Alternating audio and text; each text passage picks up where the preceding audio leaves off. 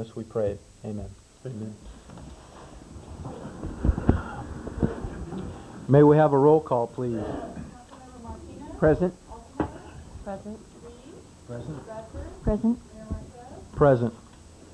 Communications from the staff. What we're going to do, we've decided to do this a little bit different as opposed to going one by one. If there are any questions for staff members at this time, the council, if you'd feel free to ask any questions at this time. Okay, no questions.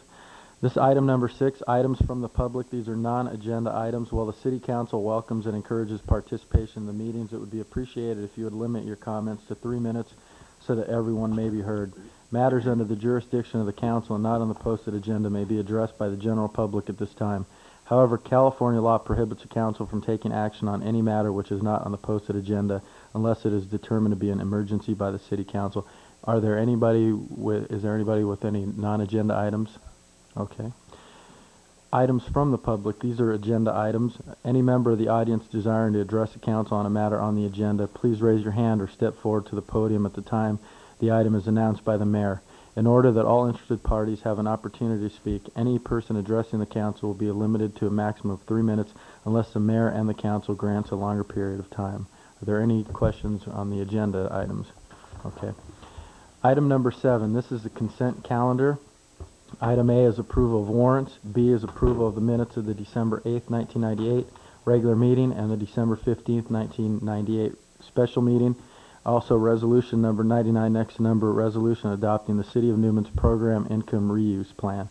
Are there any questions on the consent calendar?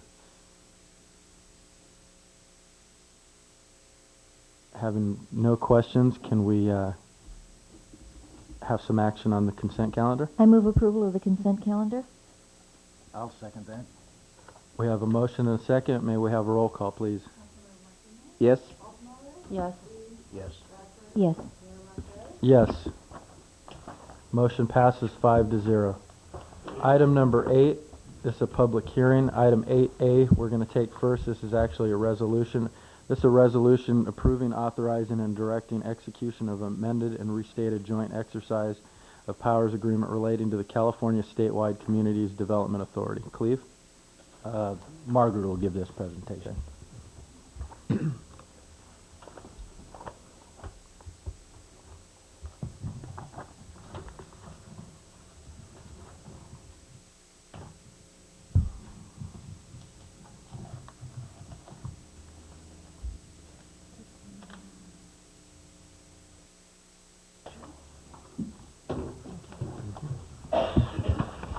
Good evening, Honorable Mayor and members of the Council.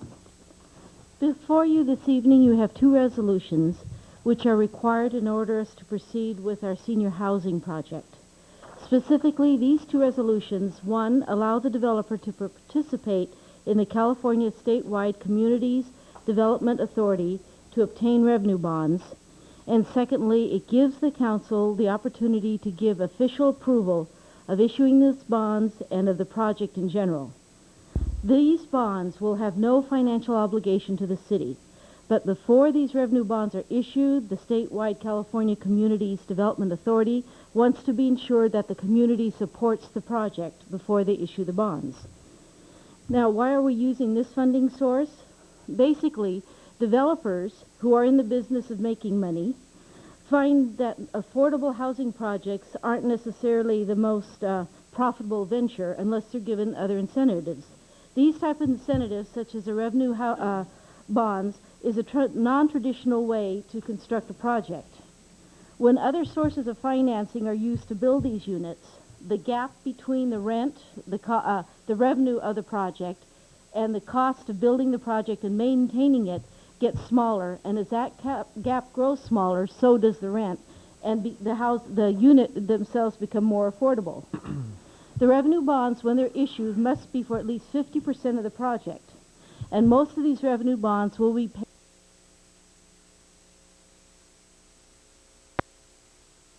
funding the APH loans and other sources that will occur down the road. Attached, you will find an information sheet that kind of summarizes the progress of the project and describes what's been done, where it is, and how large, and other specific elements of it.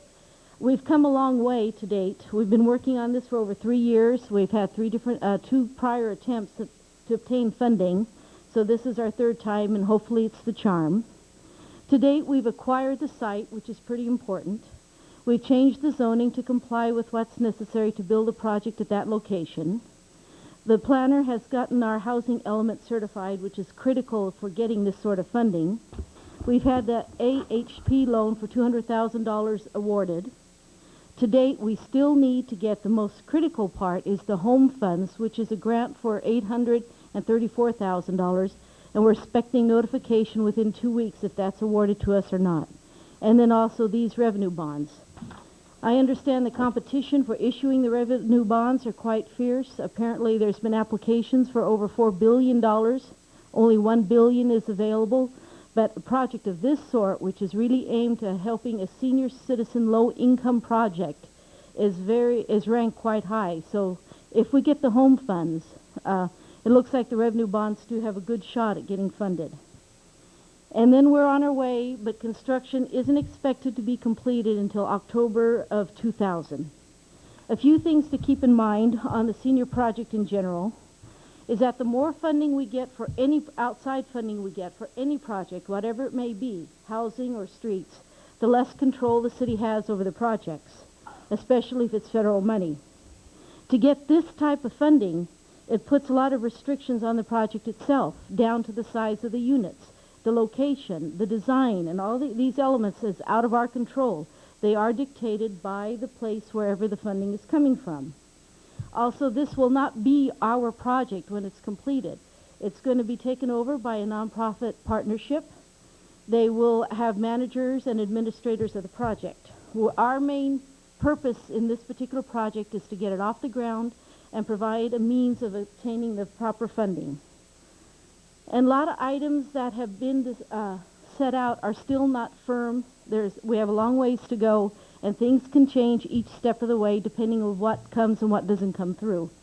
So this evening, what council needs to do is once again give the blessings to the project and to allow us to participate in the joint agreements authority in order to have these revenue bonds issued. Okay, thank you, Margaret. Are there any council questions for Margaret? No. Margaret, I have a... Oh. No, go ahead, I Sheila. just had one minor question on the second resolution that we're looking at on line, well, it looks between line 10 and 11. We indicate it will be development of 40-unit multifamily residential rental project. We don't need to mention senior housing project? Apparently not in this type of, in getting the revenue bonds. Oh, okay. Just wanted a clarification on that. Yeah. Thank you. Margaret, I have a couple questions, and maybe you'll have to go back to the developer to find out the answers on some of these. On the first page on the senior housing, on the information, the project's cost and the funding, this first section here where it talks about redevelopment agency loan, how much of that is going to be our portion for the for our housing set aside, and how much of it is actually a loan? All of it is coming from housing set aside. It is going to be issued as a loan initially to ensure that whatever they promise to do will get done. Okay. As time passes and as they do what they're supposed to do, the obligation diminishes. Okay. Secondly, on the 750,000 part of it, did they specify what other funding that they would be applying for? The other construction loans, a permanent loan, tax credits, those amounts may vary. Okay. One of the other things that they speak to in this is potential of future expansion on the property. Did they have a final list? Because I know here it says the 40 units, but there's the excess 1 to 1.5 acre piece of property. Did they have a final list of how many people were, in fact, on the list for these? There was a market study done to prove that there is a need for this type of housing. Okay. I don't have the exact numbers. Okay. Yeah, if we could get that information. And finally, on the I'd just like to know when, it says here, March 1st, 1999, apply for tax credits. Just want to know when they expect for that to come in. That's still sort of iffy because there's a change in our state treasurer, Okay. and we're not sure. It's not going to be run the same way. And as soon as the guidelines and the parameters and criteria has not been issued yet, so we'll let you know as soon as we know more definitely. This was just a estimate. Okay. Now, that's all the questions I have. Okay. So if we could get a motion on some action on item A of this. I so move that we approve a resolution approving and authorizing directing execution of amended and restated joint exercise of power agreement related to the California Statewide Community Development Authority. Second. We have a motion and a second. May we have a roll call, please? Yes? Yes. Yes. Yes. Yes. Motion passes 5-0.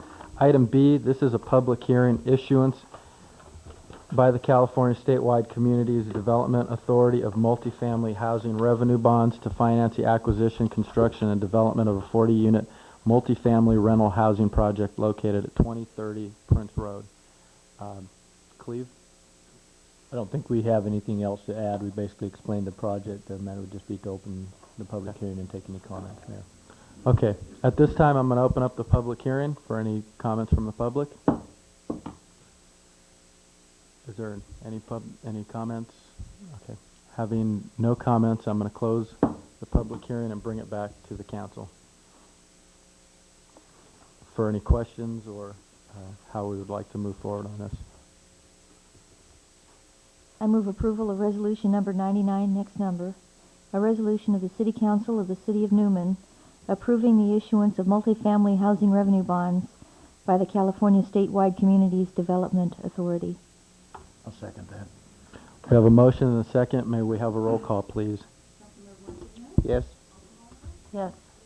Yes. Yes.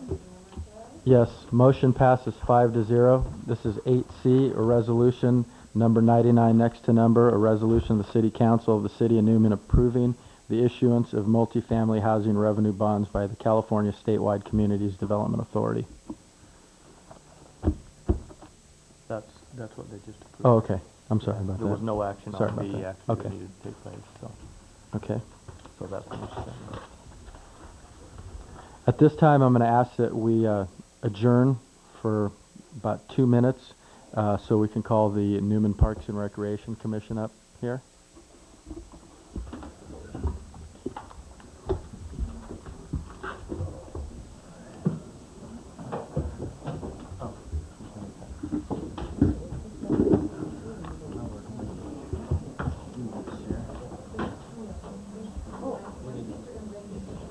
Yeah, one chair, we can slide one in here. David? Right here? Okay. I give Sheila room to get in over here. I'll just climb. Get one down here, or two down here, and then one more right here. So, wherever you like to sit. Sorry about that, Dave. I definitely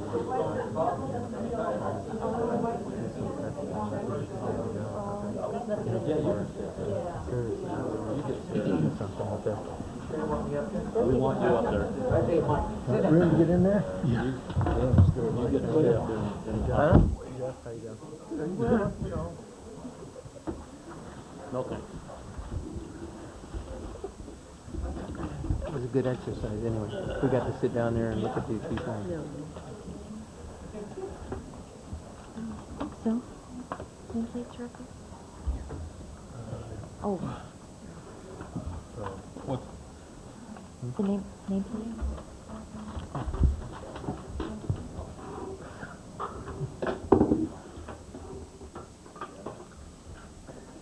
Okay.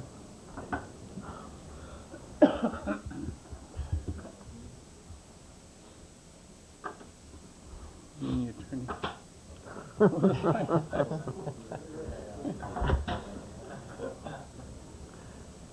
Sorry. You gotta play attorney. Okay, at this time, we're going to call the joint meeting of the Newman City Council and Newman Parks and Recreation Commission to order. May we have a roll call, please, for the Parks and Recreation Commission? Commissioner Emmett? Here. Here. Rocha? Chairperson Perez? Yes, ma'am.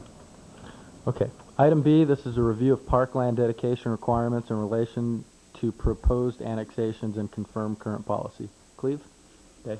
I'm just going to briefly introduce this. This has come before us as a result of a proposed annexation. We do have an application from Mr. Tatro, who is here with us tonight.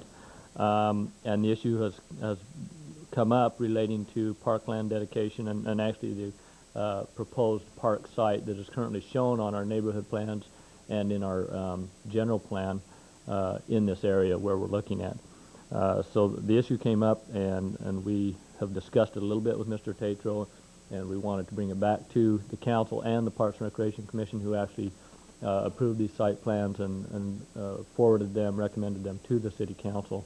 So have you both in on this at the same time to address this issue. With that brief introduction, I'm going to turn it over to Bob Borchard, because this does really relate to the neighborhood plan, the general plan, and the Parks and Recreation master plan, and he will explain the issues that are involved here and the action that we need to look at.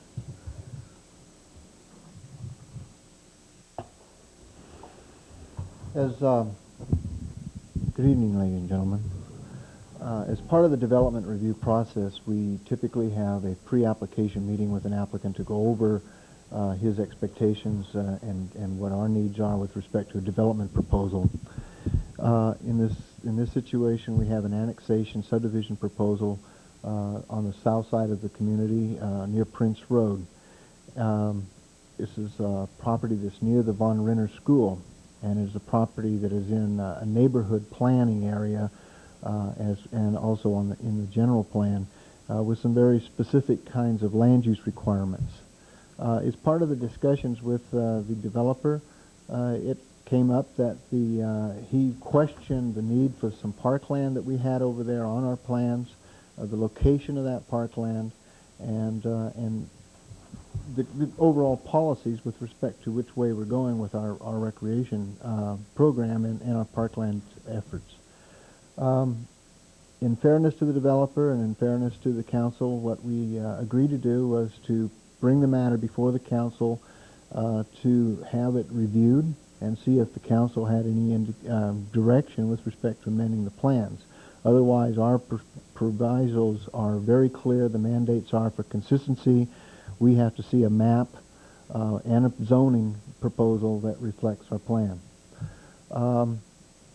I'm going to go briefly over this concept. I suspect that there are people in here that are much more familiar with this project than I am, and I hate to go over it, and I also run the risk of not knowing enough or as much as some of the other people in this room. But in general, I'm going to experiment with our overhead process and see if I can get a map up for you.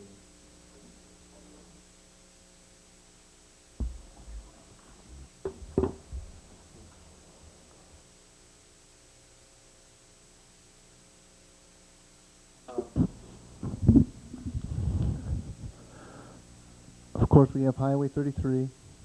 This is Prince Road. This is the shopping center area right in here. I have two audiences. This is I'll work my way through this. Bob. Patience. Bob, actually, you could just stand this way and just point that way. We'll be all right. Okay. Yeah, just turn around. Okay.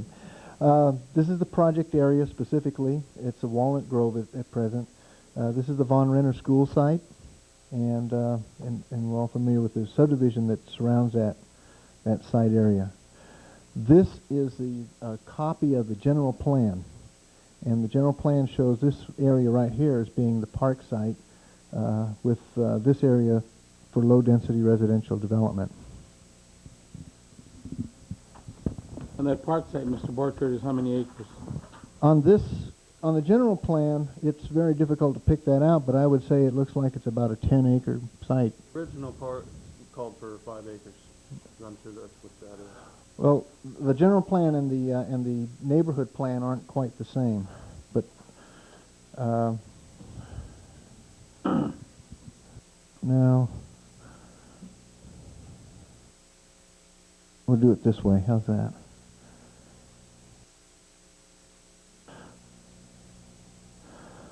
Again, we have Prince, the Von Renner School, and this is the neighborhood plan that was prepared for this area, which shows the street configuration and the park site. And in this particular plan, the site, the park area represents about 3 acres. In the original general plan, it came all the way out here, so it looks like maybe, well, another 2.5. So you're right, about 5 acres, 5 or 6 acres. So the issue is, well, I'm going to allow the applicant maybe to explain his concepts and some of the problems with this configuration and what he sees to be problems with it. The overall issue from our perspective is, of course, that we need to make a consistency determination with the plan. The arguments with respect to plan consistency can only be resolved through amendments to those plans. And if we are going to amend the plan, that's another process that we need to initiate. That's why we're bringing this back to the council for your direction. Are there any specific questions? Mr. Borchard, now, what is the plan now that exists? Now, what is it that we... This is it. This one or the 5 acres? This one. The general plan is more conceptual in nature. This plan here has some specific policies in it. I believe it's in a memorandum that I summarize this project, and I'll quote it, if I might. The plan states, "This document should be utilized as a conceptual basis upon which more refined plans are to be developed as specific development proposals come forth. The basic land use patterns and circulation patterns reflected in the land use diagram should be adhered to. More importantly, the densities and the areas, acreages for each of the respective land uses must be complied with. Adjustments and modifications where warranted and substantiated will be considered by the city." That last sentence is what kind of hinges this whole issue, and as to whether or not we wish to consider it and whether they're warranted. Well, I thought at one point we'd already made the decision of where that was going to go at. So now you're saying we're going to go right back to the drawing board? Is that what I hear you say? No, sir. What you hear me saying is that the applicant has asked to have this policy reviewed, and in consideration of that, that's why this matter is back before the council and the Parks and Rec Commission. If in fact you do want to review this policy and change it, then we have a whole public process that we're going to have to open up with respect to amendments to both the general plan and to the neighborhood plan for this area. But before we make those kind of efforts, fairness to the applicant, I think it should be, we get some general direction from the council and from the Parks and Rec Commission whether or not it's worth his time and trouble to consider that. Otherwise, we're wasting his time and money. Yeah, before we go into any further questions, why don't we go ahead and allow the applicant to state his case on this matter? Maybe we could turn the lights back up now.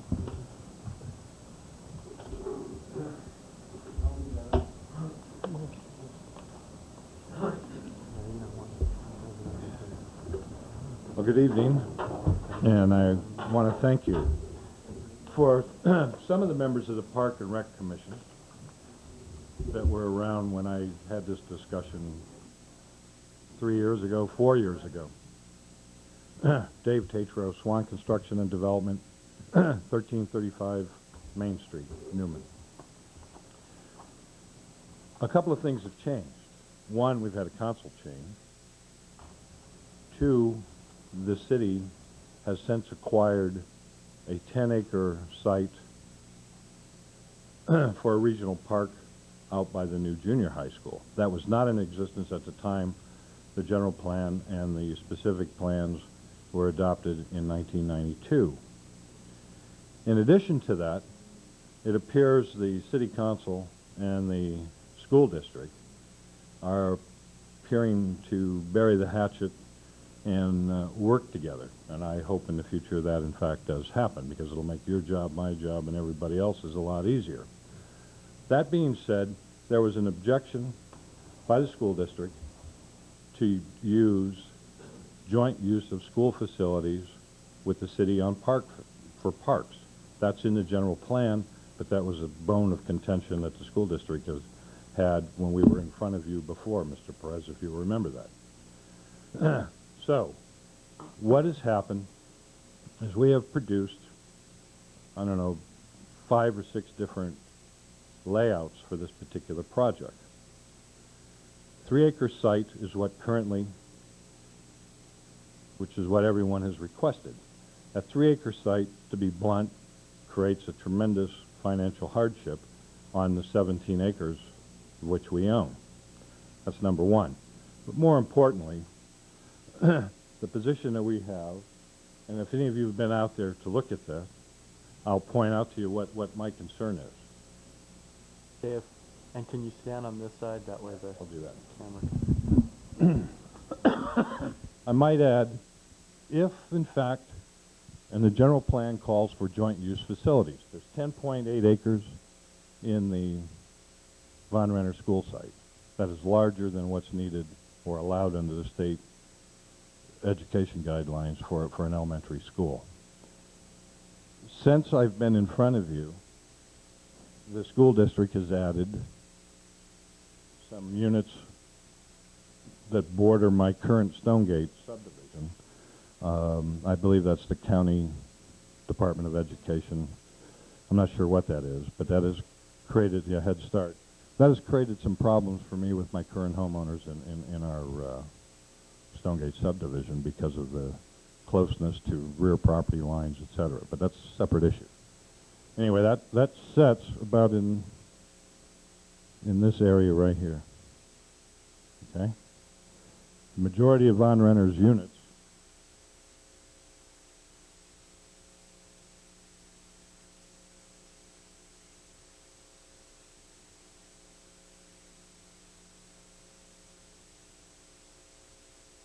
going to be safety with a K through 6 school that will have a park that will impede to about here.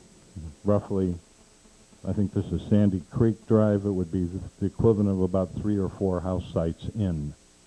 That is going to create a visibility problem with the school being located here, with young children in school also playing with a joint public park facility. So it's going to create some safety issues, not to mention vandalism issues, of which we already have. If any of you have driven out there, I've replaced that fence 5 times and it's gone again, which borders the back end of my Stonegate subdivision. Currently what's out there is a chain link fence, which the school district finally put up last year. So in the effort to try to compromise, one of the plans we submitted would be provide a 1-acre site in this area here. It's not 3, but it's 1. On top of what's currently existing at Von Renner, which is 10.8, that would give you an equivalent of 11.8 acres. Again, realizing the regional park, which is what I think most people in the community have been looking forward to, is out in this area up here, off of Hoyer, or Mariposa. Staff has pretty much indicated in its letter to you our position, and we concur with that. The only other thing I would add is that the conceptual plans can be moved. These are not set in concrete. That's why they're a general plan in nature, and they're specific plans. This is the time to plan the whole specific plan area number 3, which is known in the general plan as. That park could be moved over where Creek Canyon is continuing on. It would be centered in what is the specific plan area number 3. Really makes more sense. It's going to be easier accessibility. You could take 1.5 acres off of our piece and 1.5 acres off the adjoining piece, and you'd have your park if that's what you want. The other concern, and these are concerns that the city has to deal with, take the land, the economic feasibility of developing it, and after it's developing it, maintaining it, and the funds, or where the funds are going to come from to maintain that park. So with that, I'm open to any other discussions you've had. We've been in front of you before. I realize it's a new council, and we're back again. Same issues that we had before: safety, with the layout of the park, etc. Are there any questions for Mr. Tatro?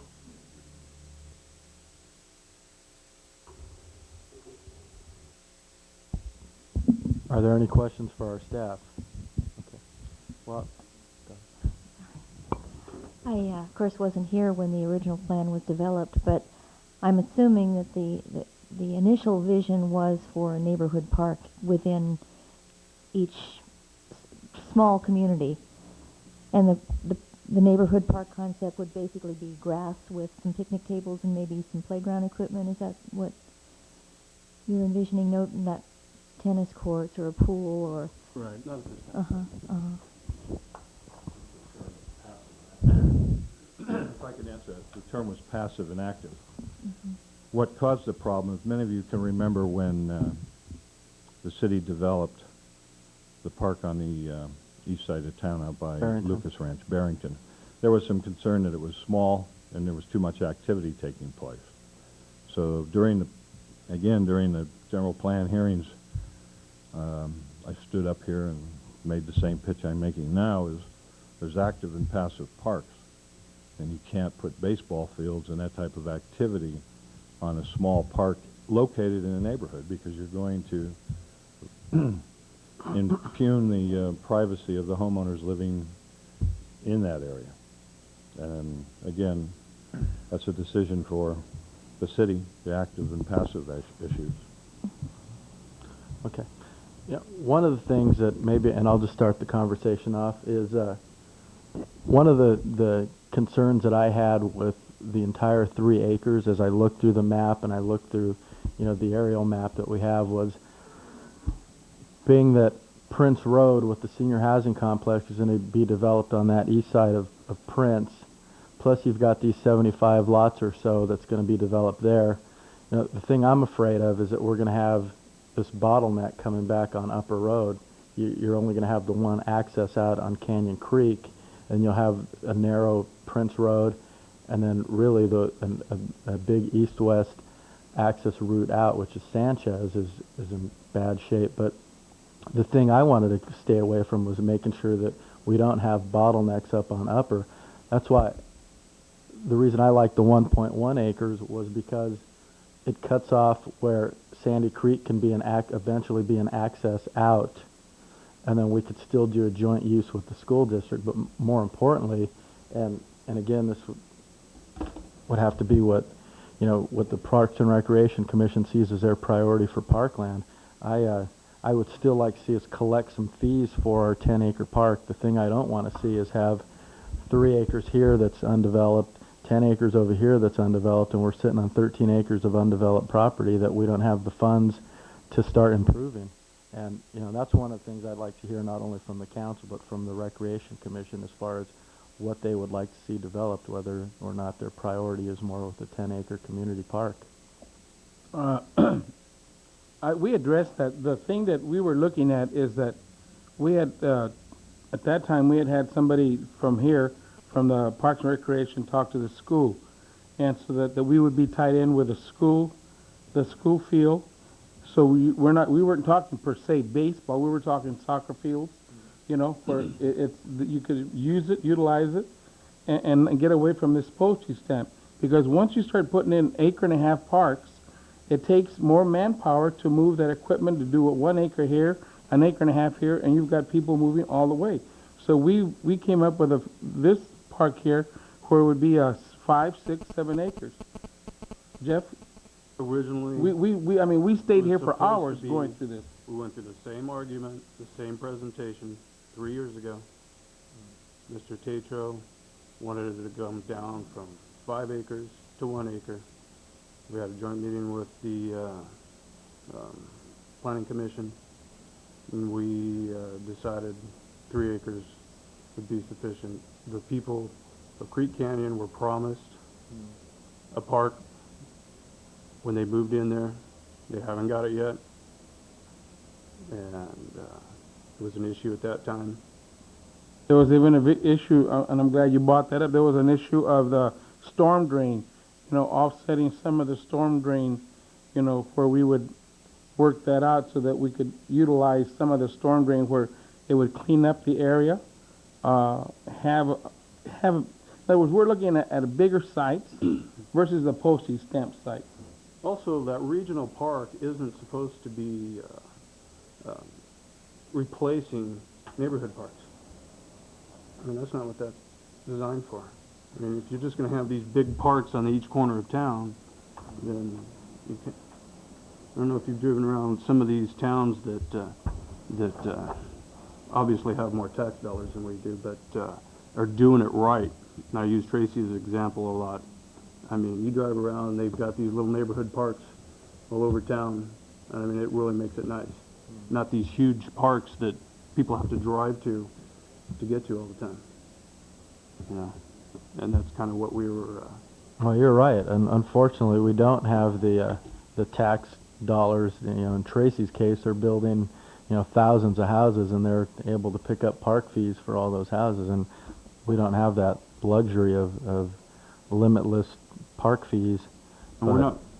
I don't mean to interrupt. We're not Okay. talking about installing playground equipment and backstops and everything at this time or in the near future. I mean, all we want to do is sod it and get it so people can use it for something.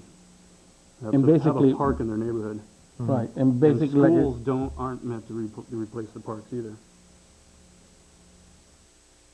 and again, basically was that we could utilize and share with the schools. That we looked at the safety factor. We looked at the traffic pollution, the noise pollution. we addressed all those issues when we talked before going through this, and then also that the schools would be able to utilize that, not per se, as Mr. Test was saying, is that it's a safety feature. We looked at that because the kids would not be roaming out there during that time. It would be like after school, where the soccer games are going, or weekends where people are playing, where it would have more accessibility for those people at Creek Canyon and all that to have a park to be able to get out there and play.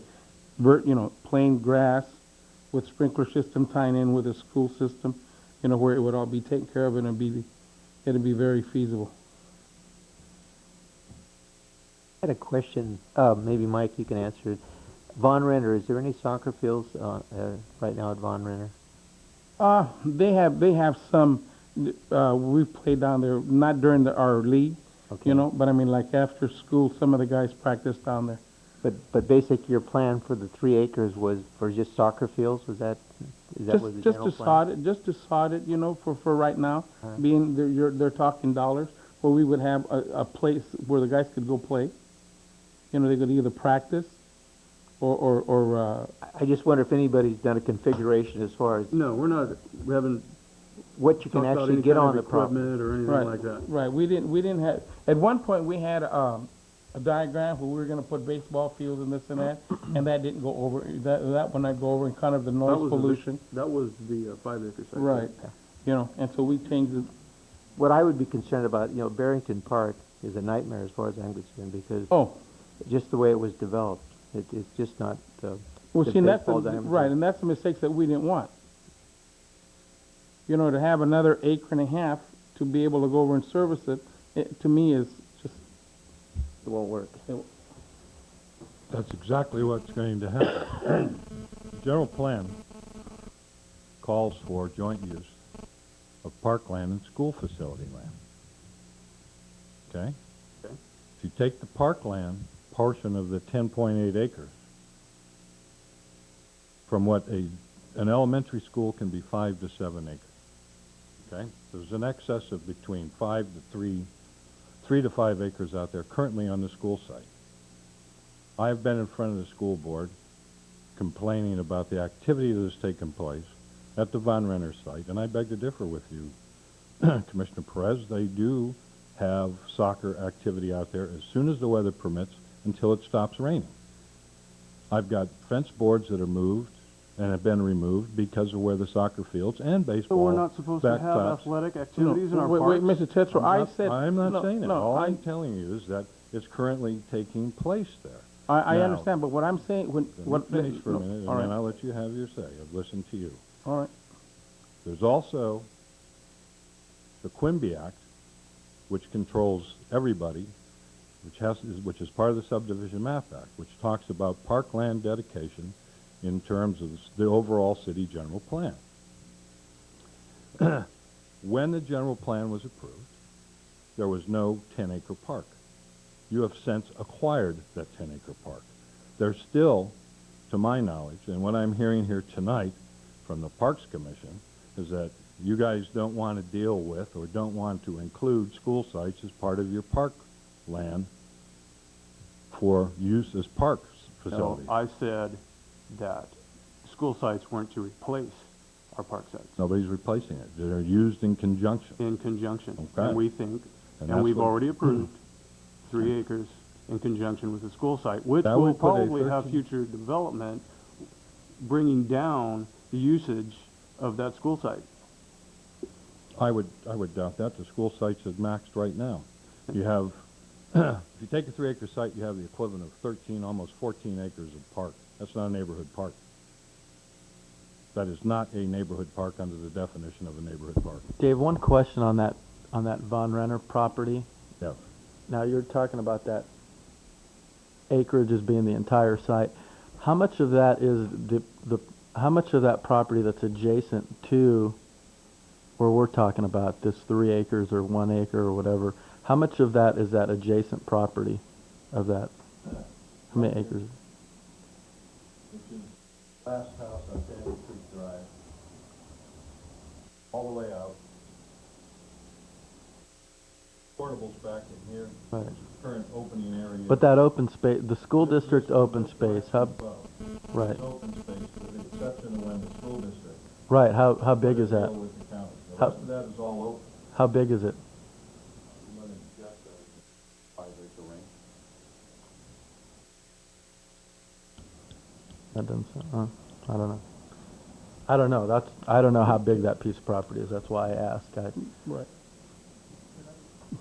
Go ahead, Bob. Just before you touch on that, I wanted to get back to Mr. Tetro. When I said on the soccer, Mr. Tetro, I was referring to our league that we had, the boys' league. We didn't have games over there as far as league was concerned. There's adult people that are playing over there, and there's some of the coaches evidently might have been practicing over there. But that wasn't part of what I was referring to as far as the league. Oh, I'll tell you what I'll do, just because the soccer league is coming up. Right. When my homeowners call me complaining, I'll refer them to you and you deal with it, okay? Oh, that's fine. And you can explain to them, with the activity that's taking place over there, that it's not league activity, okay?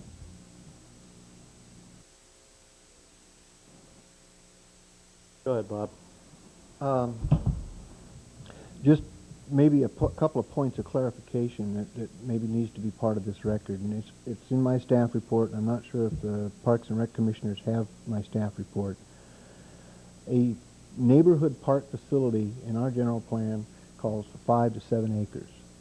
The reason that this site can be considered as a 3-acre site is it is used in conjunction with the school site. If we were to relocate this park to another area, I think that our policies have to be examined with respect to a 5 to 7 acre park, not a 1 acre park or a 2 acre park. And so there's going to be some other rather it's not as simple as just shifting it over to another site. There's some other substantial issues that have to be addressed. The other thing is, and I think that was part of the motivation between this combination of the schools with the parks facilities. Under your ed codes, and I've done a little bit of park planning with school districts, and under your education codes, capacity of a school is defined by the amount of playground area that can be put onto that school. And so you don't get X number of students on a 5-acre site. You get X number of students per open space that you could provide, parks and recreation facilities. And so what I think that one of the main motivating reasons behind the philosophies of combining school and park sites is to increase the capacity of our schools without having to go to other locations or to create other kinds of schools. So there was another connection in that policy. And just another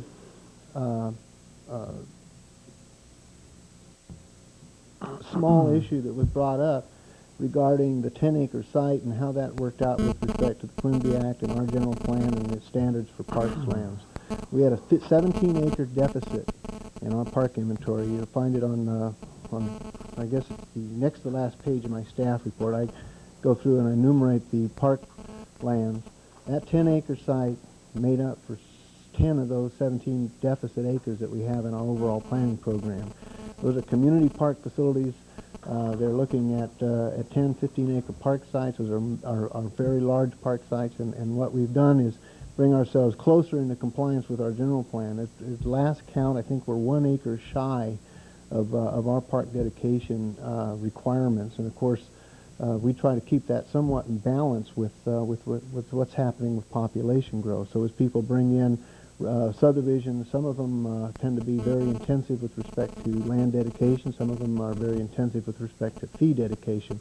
It's assumed that over the long haul that it more or less balances out. That's how this plan was basically devised. But it was implied in the record that we basically have more parkland than the plan accommodates, and that's not exactly the way this plan is calculated out, at least by my analysis of it. Maybe there might be some other calculations that I'm not aware of, but looking at the acreage and the balances of it, we're right in the target range now with respect to parkland dedications. Thank you. Okay. Well, the point I was trying to make a minute ago was that school district property is already being used for recreational activities. I know the West Side Niners practice there. You know, kids are out there playing recreational sports and things like that. And you know, I just, you know, frankly, as I've driven around and looked at the park and what kind of condition that they're in now, I'm just a little bit leery of continuing to have undeveloped property that we continue to have sitting. You know, we won't have funds to develop them, but you know, we could. It's nice to look at this and say that, you know, we've got enough parkland, and you know, we're not deficient in how much parkland we have. We just don't have it developed, and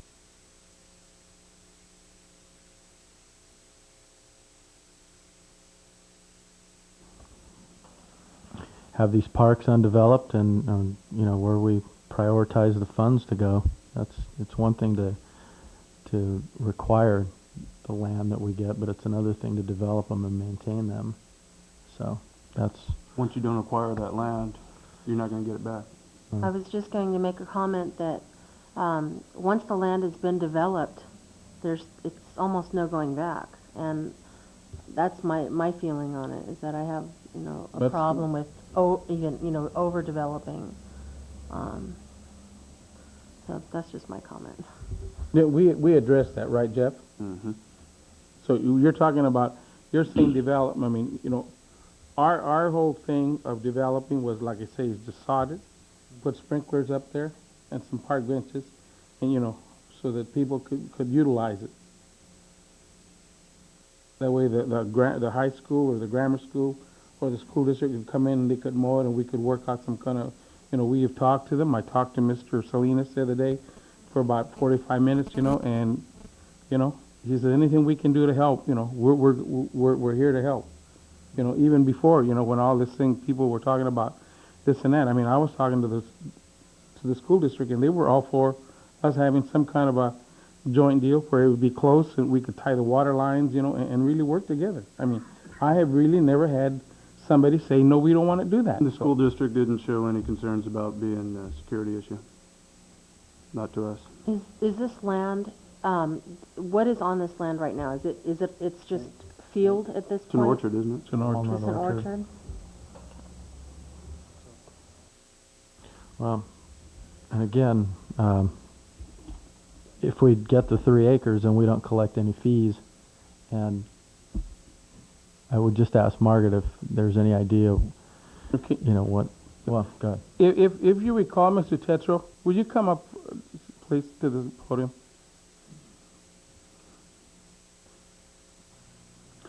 If you recall, Mr. Tetro, when you and I went through this, you said the same thing, you know, to me about what he's bringing up about the fees. We didn't have any money to develop and this and that. And I said to you, Mr. Tetro, they asked us to look for land, to come up with some ideas of what we wanted to do. They never gave me a dollar figure of what it was going to cost to put together. I said that to you, didn't I? At that point. And that's where I'm at now. Well, the city, in order to establish its current fee, which is $1,600 a lot, took into consideration what the costs are to buy, develop, and maintain a park. The maintenance side of it, which Public Works or Cleve or somebody from the city can talk about in terms of how do you maintain them once you get them. And that's the problem with every city.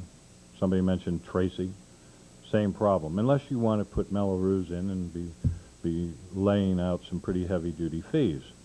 The city in the new areas currently has its parkland, streetlight, and landscape assessment districts.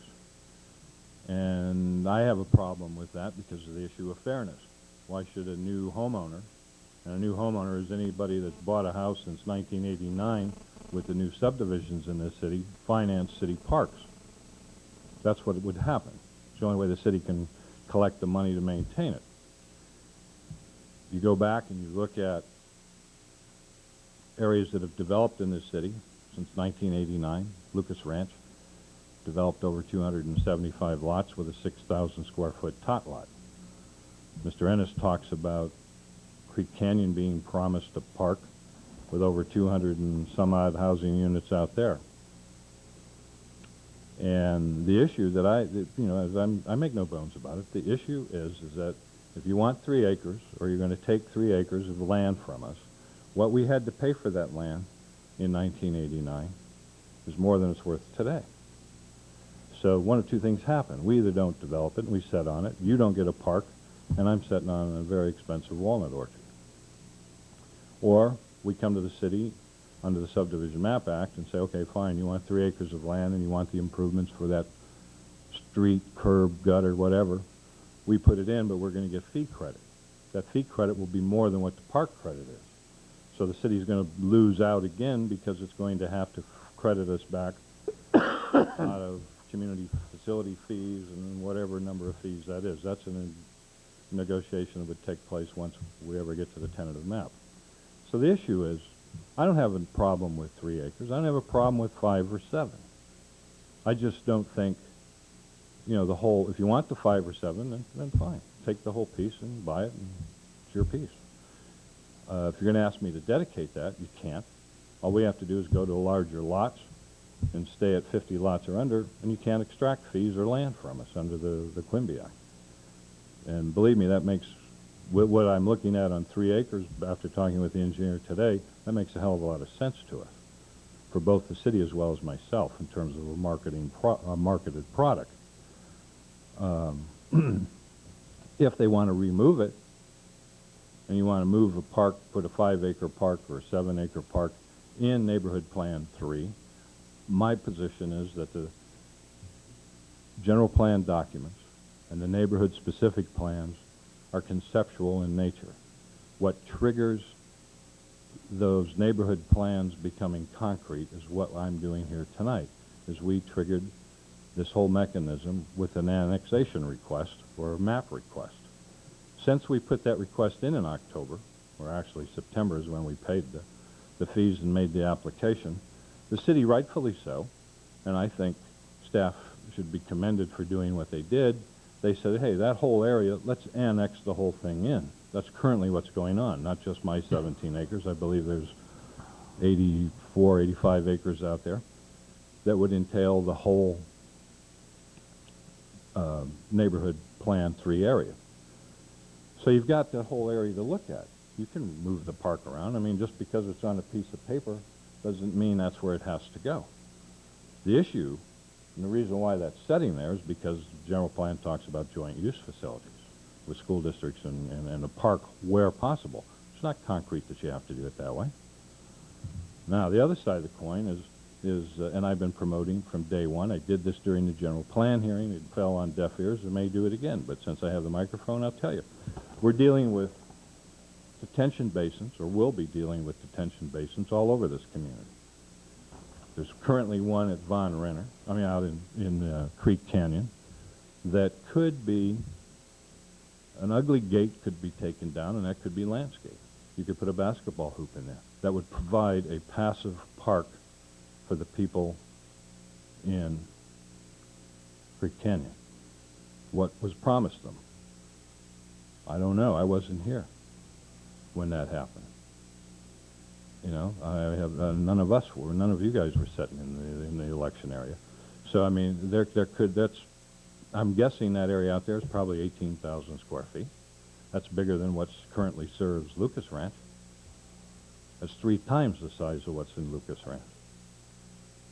That could very easily serve as your park requirement for the commitment to the people made at Creek Canyon. Okay, the school district has enough excess land currently at Von Renner. They've been using it, and quite well, for soccer practice as a park, and collect the fees from me on what would amount to approximately 75 lots at $1,600 a lot, and go start improving the 10-acre park. Would probably make more sense because there's demand in this community for organized athletic activities that can't take place in the middle of the day when it's 110 degrees here. And you can't be putting lights up, or at least I wouldn't want to be a homeowner with in a park out there at Von Renner with lights on it and all that activity taking place. I would be very upset, as a matter of fact, if I had bought a home and somebody did that to me. So, I mean, my argument to you is that since 1992, things have changed. It's not the same marketplace. And these things have to be fluid. And, you know, I have the same motivation you do. Parks, good schools are what's going to help me sell homes in this community. So I think between us we can come up with some sort of a compromise, or I hope we can. Does that answer your question, by the way? Yeah. A long answer, I'm sorry. No, I just wanted to make sure, you know, that we both understood one another, because when this all started, again, it was not an attack on you. It was just the idea that they gave us a job to do. We sat here hour after hour, long hours, you know, and tried to do the best that we could. And I appreciate that. And Mike, I'll go back and say, at the time you guys were meeting with me the first time, the park fee in the city of Newman was $350. It got raised to $800, and it's now $1,600. Because I sat on it as the building industry representative, negotiating those fees with the city of Newman. As a matter of fact, we were the ones that kind of helped raise it up, based on what other cities in comparable areas are doing. Right. And that is the current fee right now. It's, you know, whether it stays there or not, that's up to the city council. Okay. Any other questions for Dave? Okay. I have a question on this. We're talking about combining this park area, if it were there, with the school area, which is all well and good if the schools, you know, and we agreed on things to do this. But if you have a park, you want it available at least all day long. They may have evening hours to close it, but all day long. And with the Von Renner School running year-round, that's not going to be accessible during school hours, the school portion of the park.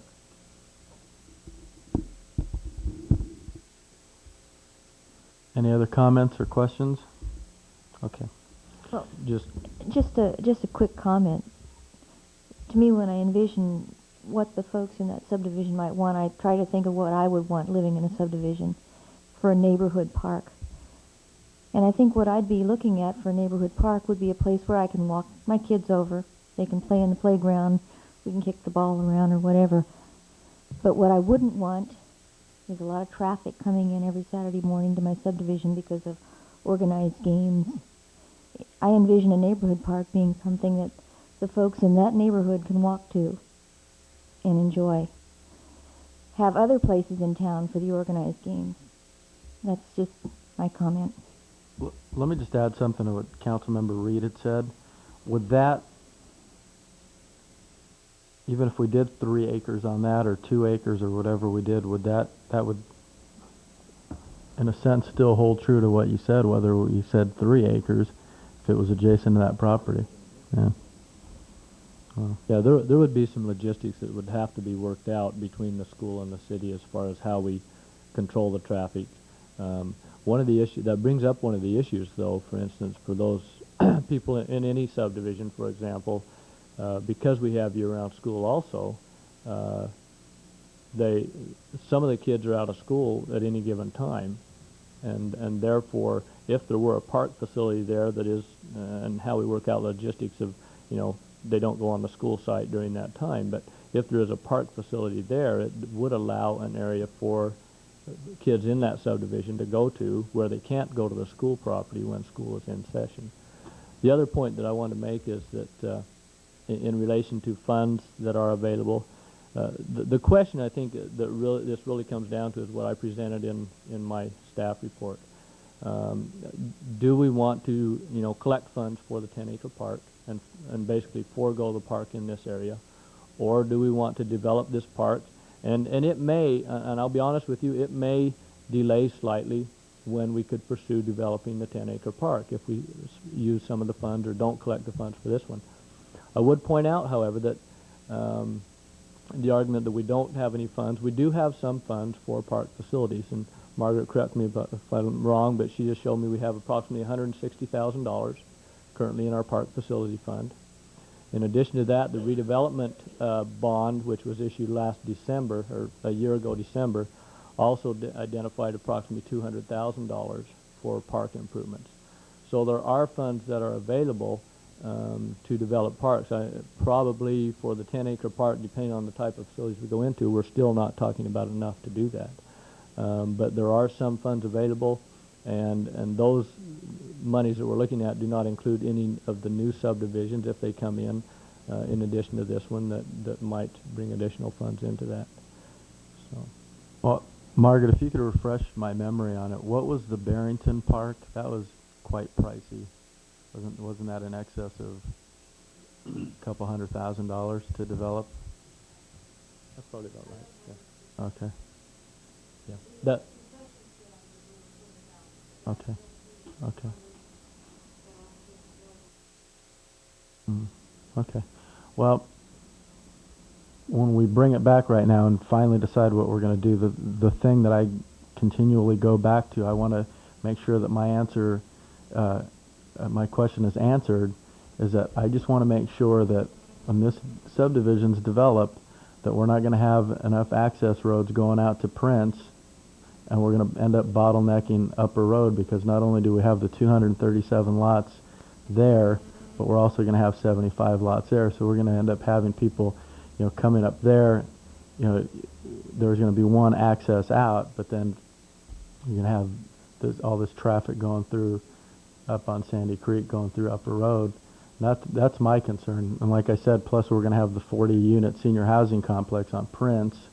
And then so I just want to make sure that we have a good traffic pattern that we have set up before we start landlocking pieces of property that, and roads that aren't going to go through, and then we find ourselves not having enough access roads going out of town, a good east-west direction. And that's my concern. And the other one was the 10 acres, but I wasn't here when this plan was developed, but I know how plans are developed, and these things were all modeled. The roadways were modeled and based on what the overall carrying capacity was. These specific plans were laid out in that manner.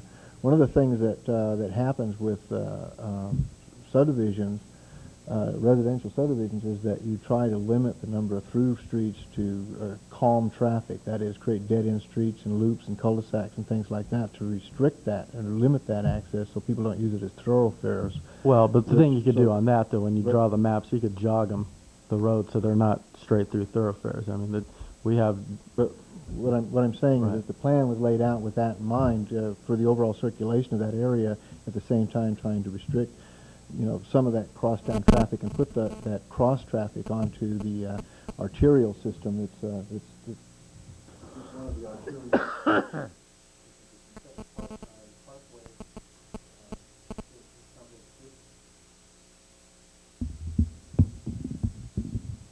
Excuse me. This is the parkway that is the main east-west arterial linking up into Highway 33 at this end, and you'll see that you have other arterial links both on Prince and here on Upper Road, which tie the overall circulation system together. you also have Sanchez Road further to the south a little bit that could possibly connect.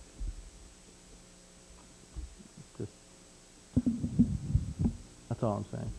I just want to make sure that we have an adequate transportation plan and we have good flow going through. Okay. If we could, Just say one other thing. I agree with what Sheila said, that we definitely need a small neighborhood park in that area. If it even has no facilities for soccer or baseball or whatever. And I don't think that is going to create any traffic problems, because it will strictly be the neighborhood people that are going to be using it. And I'd like to see us take a look at this retention area that Mr. Tuttrell was talking about, and if we could use that, that would be all right. Otherwise, I'd like to, if we do put a small park in, I'd like to see it moved on down away from the school, though. okay, make it brief too. We're going to wrap this up. I have pictures of what I'm talking about with the detention facility being used. This is in the city of Visalia.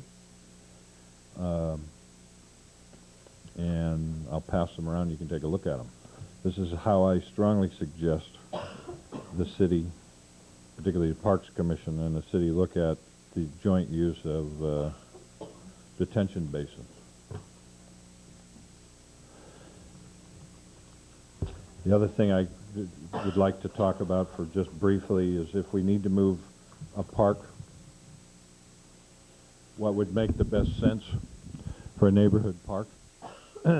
Because of the Creek Canyon, what Mayor Marquez is talking about is the lack of a better term, the mistakes made when Creek Canyon was approved can't be solved on my 17-acre park.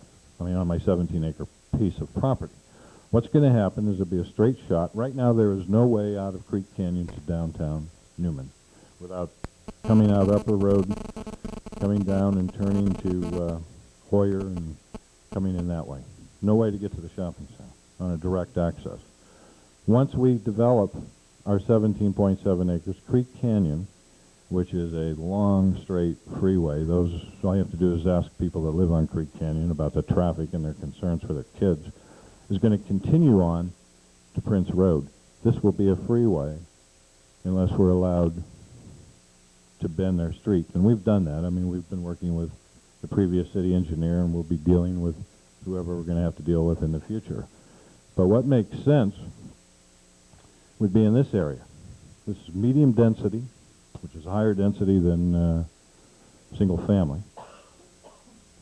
Creek Canyon is one of the main thoroughfares that most people are using right now. And you could take more land if you wanted to from myself and the adjoining property owner, and you could put a 3 to 5 acre park right here, which would be pretty easily used. It's isolated from the school. Or you could use the 1 acre as we previously put forth, because I think that's going to, the 1.acre park that we would dedicate along with the school district site would make sure that that 1.1 acre maintains its passive atmosphere, which is what a neighborhood park is all about, as Councilwoman Radford has talked about, as well as Councilman Reed. I have to mention, I lived in Manteca for several years, and they did use detention-type facilities for neighborhood parks, and it worked out very well. You weren't, of course, using it in the wintertime when it was raining a lot because it had a lot of water in it, but the rest of the year it was very nice to have that little neighborhood park with just some swing sets and slides and, you know, places for the little kids to go, and you didn't have a lot of organized game, a lot of traffic in the neighborhood, and it worked out very well. Just real quick, Charles, as far as converting that storm drain pond that's in the Creek Canyon subdivision, I am in favor of that too. We did a lot of that where I was before.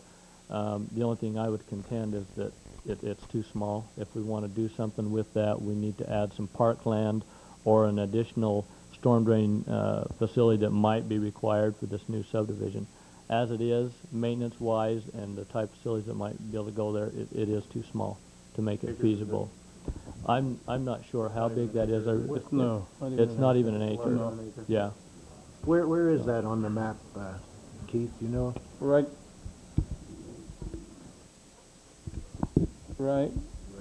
there, Three lots right here. right in there. Oh, okay. Canyon Creek, where Canyon Creek comes down. So we actually could go across there from those and take in more land behind that to increase the size of that? Or is that a street across there I can't see from? Well, it currently shows a street, but there is nothing going through there currently, so, yeah. One of the plans that we had put in front of staff,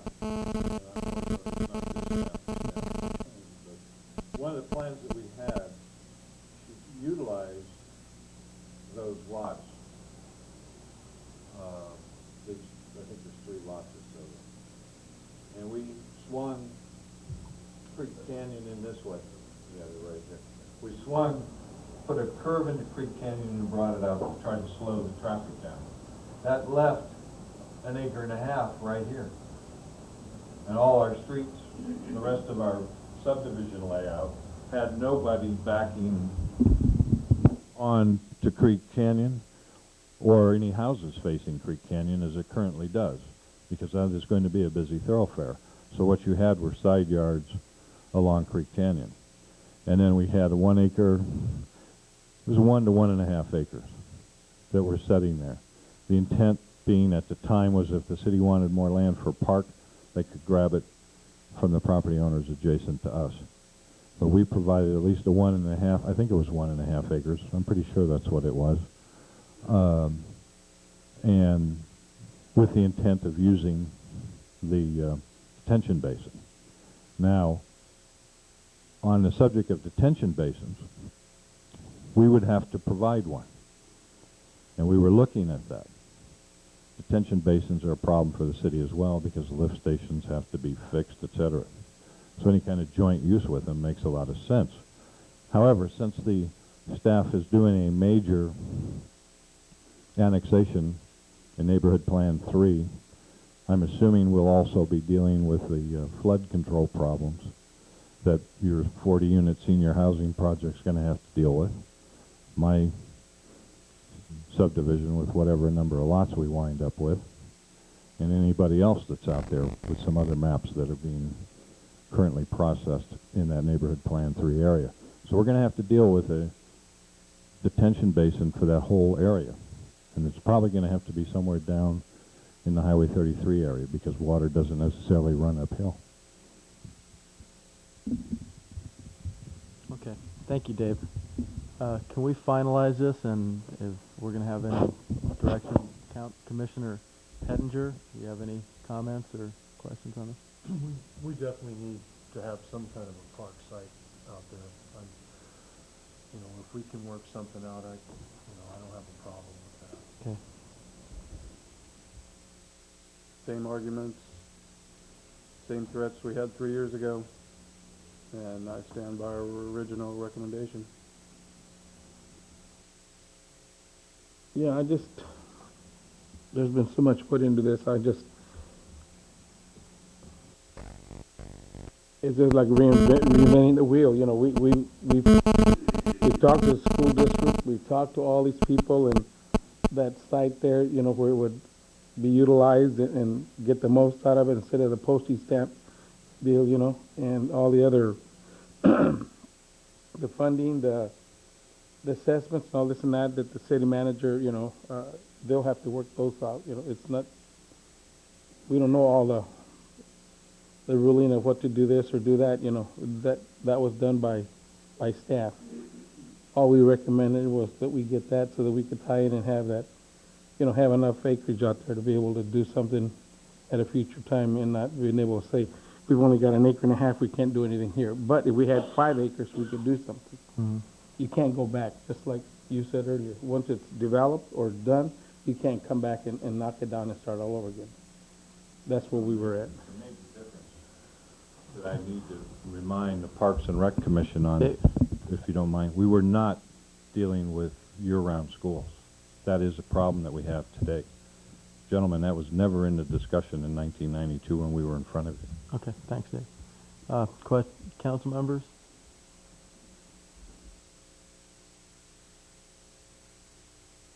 I just wanted to restate, I'm certainly for an area where we can have our organized sports, and I think the city's 10-acre site, and I believe it's adjacent to a proposed new, what is it, junior high or middle school, which would allow even more area.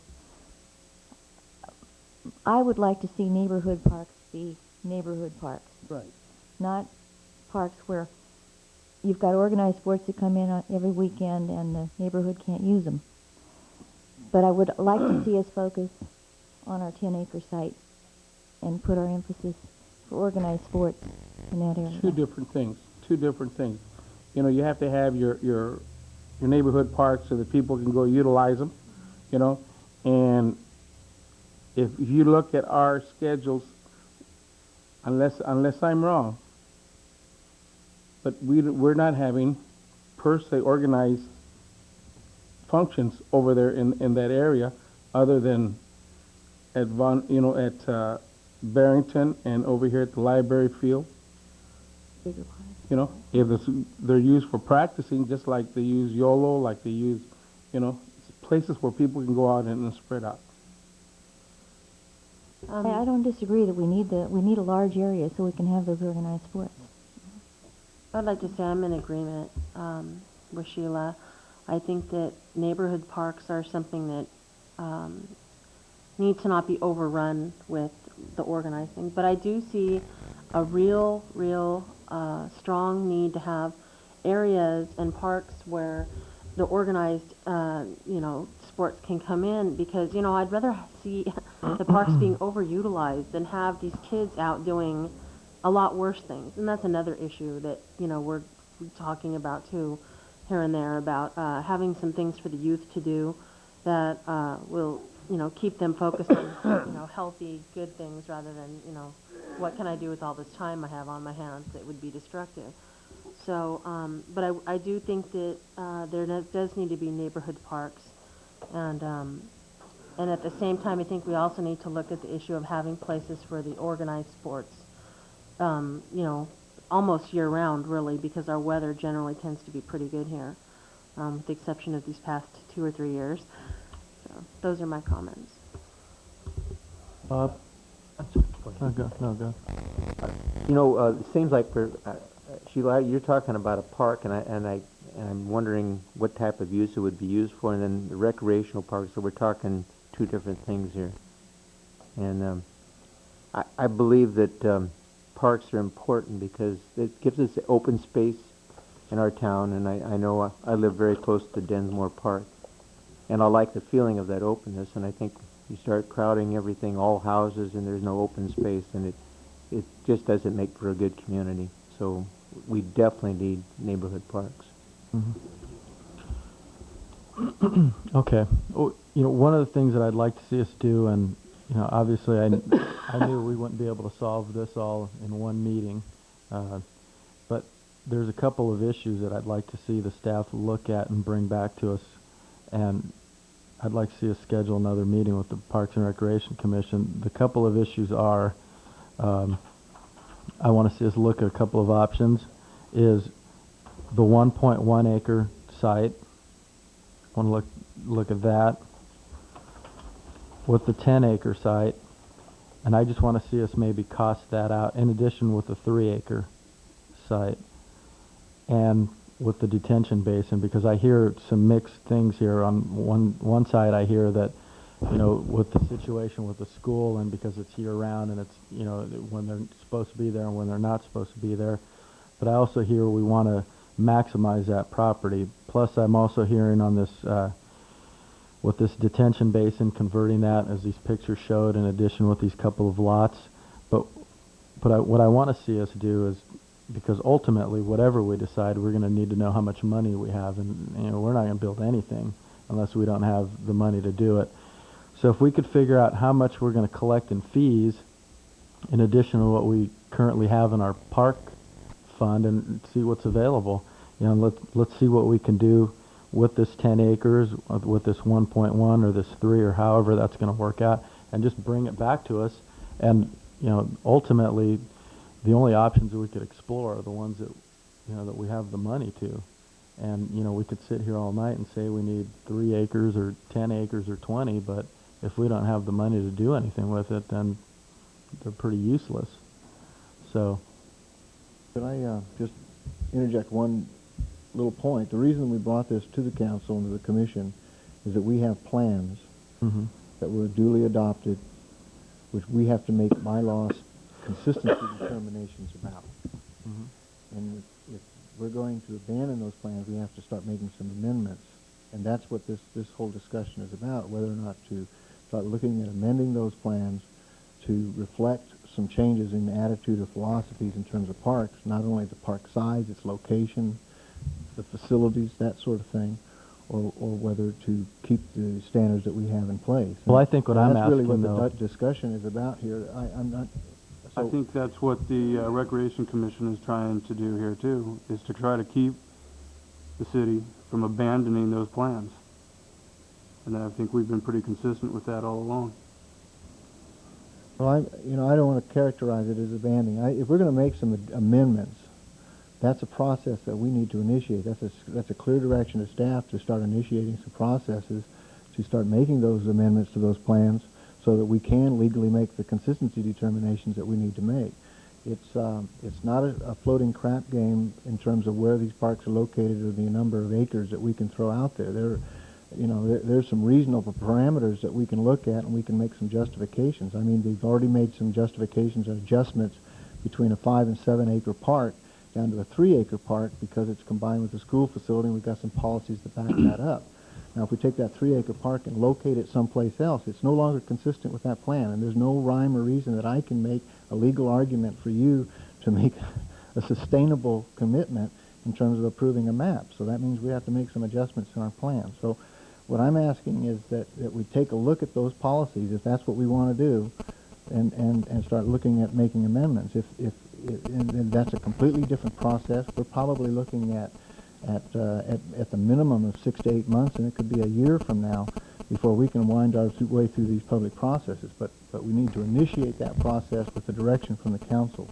And it's not a question of just whether or not, we can fund, and the facilities are laid out in the Parks and Rec Master Plan, and maybe we were negligent not bringing that in. There's a complete list of facilities that go into each one of these park classifications. And we also have some improvement standards in terms of when those improvements are phased in and how they're to be looked at with respect to funding too. And maybe we need to get a copy of that Parks and Rec Master Plan so that you can review that. Because some of the questions that you might be asking are already addressed in that facilities plan. But the issue before the council is whether or not staff needs to undertake some amendments so that we can be responsive. We have an applicant here with a development application, and he's been sitting here since September waiting for us to come together and give him some direction. And I don't know where to go right now. Whether I got some mandates under the MAP Act, and under the MAP Act, Mr. Tatro can't waive those mandates. So if we're going to make an amendment, the only bone of contention I have with staff and Bob on this is that we're not changing the general plan. The specific plans laid out in the general plan are conceptual by nature, and that's done purposely to allow for planning when an applicant like myself or any other builder comes forward within that specific plan area. What that should do is trigger what we're doing right here tonight. We're not talking about your whole general plan, and I'm not arguing about whether the park should be 3 acres or 5 acres or 1 acre. What I'm saying is that the park, 1 acre that we offered you in conjunction with the school park, if you use the school site as part of your parkland, which it, again, says you'll try to do that. It doesn't mandate that you have to do it. It says you'll try to do it wherever you can. General plan language, general in nature. That's what it gives you, why we have to come back in front of you and to staff and work with this kind of stuff. So the question is 10.1 acres along with 1 acre next to Von Renner a neighborhood park? Or is 10.8 acres with 3 acres next to Von Renner, which is 13.8 acres, a neighborhood park? Or do you want to segregate from the school site, because at the time the general plan was done, we were not dealing with year-round schools? So do you want to move the park somewhere else within the specific plan of the neighborhood plan? That's what this is all about. That's the only thing we have to change. We don't have to amend the general plan. We just have to come in with a specific plan that says, here's 5 to 7 acres, and here's where we're going to put it. It's not next to the school. Okay, thank you. One question, we keep talking about year-round schools, and how does that affect or impact a park when those utilization is usually after the school has already been dismissed? I mean, I don't know if there's any activity going on. Well, there could be for those students that are out of school, because at any one time there's one track that is off, and therefore there are a number of students that aren't in school. So they could be using those during the day. So that's somewhat of a concern as far as, are they using the park? Do they filter over onto the school side if they see their friends over there? So those are some issues that do need to be addressed. But I don't think that they're insurmountable.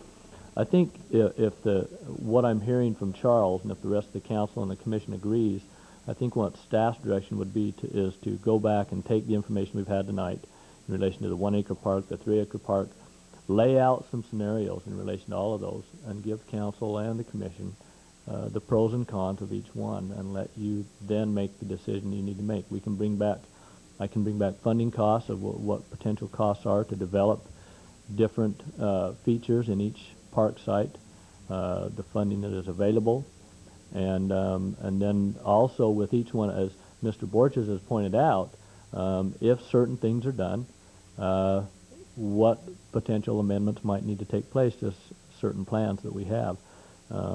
As Mr. Tatro has mentioned, it may not require amendment. But for example, some of the things we've talked about, if we locate just a 3 acre park away from not adjacent to the school, there's a possibility that would require an amendment to the general plan because of some of the size requirements that are required within the park plan and the general plan, etc. So there are issues that need to be looked at and identified there.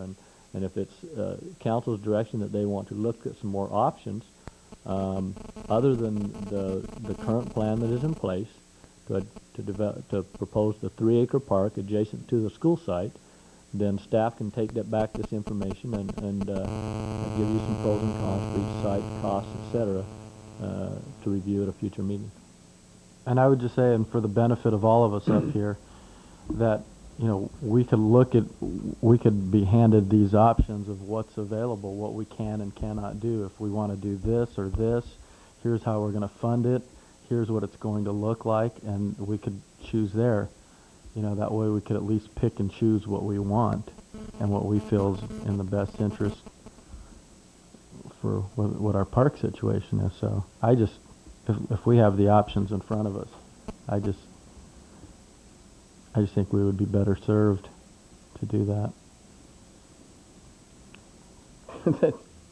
One of the questions I have, But I just want to wrap this up. Let's certainly just to let the Parks and Recreation Commission know, once we send it back to staff, rest assured, you guys aren't going to be cut out of the process. We're going to immediately have it back, and we'll schedule another joint meeting. That way, for our benefit, we could at least see what the options are that are available with funding and everything. That way we don't sit here and say, you know, we'd sure like to have that piece of property there. Now how are we going to pay for it? That's all I'm asking for. Go ahead, Bob. Well, apparently there's a recreation master plan. And I think that's what we need to look at. I mean, a plan for the whole city rather than just these areas that we're concerned about now. I mean, Right, and that plan is in place. And what we have presented to you, what it identifies as our understanding and reading into that, putting all three plans together, the general plan, the neighborhood plan, and the Parks and Recreation master plan, will identify that a minimum of a 3-acre park could go in there, should go in there, if it is located adjacent to the school site in order to meet the 5 to 7 acre minimum standard for a neighborhood park that is identified in our general plan. See, that's, So the current policy is in place, and that's what it identifies, and that's what staff is currently going by. The reason for bringing this to the council tonight is to see, at Mr. Tatro's request, if there is direction to proceed in a different manner. okay, you know, and there I go again, I don't want to sound like repetitious, but we have gone through the master plan, what you're talking about. We studied it, they told us, we laid all the parks, how many acres we had, how many we need, how many we were deficit, noise pollution, traffic pollution. We addressed all those issues. Safety issues, we went through this over and over and over. And all I'm saying, for the future, I would certainly like to meet with the city council on once or twice a year when we do these things so that we don't have to reinvent the wheel every time an issue comes up like this. Because this, to me, I mean, the hours that we put on, I mean, you can ask Jeff and Mr. Edinger over there, we have put a lot of time into this. And then, you know, and so has Mr. Tetra, not to come back and say, well, let's get some other options. Things have changed. Yeah, things changed in 92, you know, but that's what we're talking about. We can't go back. We want to move ahead, and we want to kind of project ourselves so that we can fill in all those spaces and not be able to, you know, I keep using the postage stamp approach so that they're neighborhood parks and there's recreation areas. And so we can learn how to, we segregated them all. I'm telling you that because I want you guys to know that we went through that. That you guys are not giving us the direction. We had the direction by going through all this paperwork for hours and hours. To come back and do it all over again, I don't understand. Okay. Thank you, Mike. Well, again, I don't think that it's going to hurt anybody if we just, I'm not saying we're reinventing the wheel. I just think that the council wants to look at, you know, what the options are. I mean, we just want to see how we're going to pay for these things, and that's all. You know, and again, we could schedule the meeting with the Parks and Recreation Commission at the next meeting, and that way we can go back and know how many fees or funds we're going to have available to start developing these.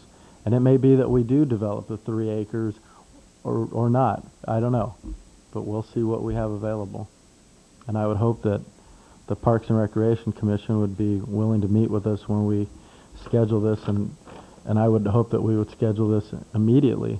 We find out the information and schedule another joint meeting with the Recreation Commission and put the plans up and go from there. So I would like to have some direction from council in terms of a motion if the full council agrees that that's the direction, and the commission, I guess, if that's the correct way to do it. Tom? Actually, at this point, if there's no change.